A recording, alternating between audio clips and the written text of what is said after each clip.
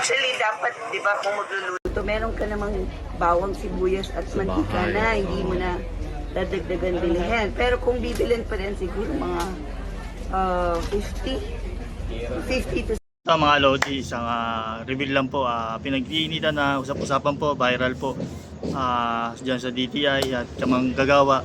Ito po, isang ano lang po, komento nakita natin kay Chef Marky. Ayan po, siya pong gumawa ng 500 po pesos na ano, kaya naman pala, pero tipid lang po talaga. Tingnan niyo po ang ano, ang video niyan kay Chef Marky. Ayan po, Marky, si Chef Marky po. Ayan po, ano ko po sa dulo yung ano, yung ginawa niya, kung ano yung ginawa niya po. Yan, panoorin niyo po, talagang kaya naman pala yung 500, kaso nga lang kayo nang bahalang umusga.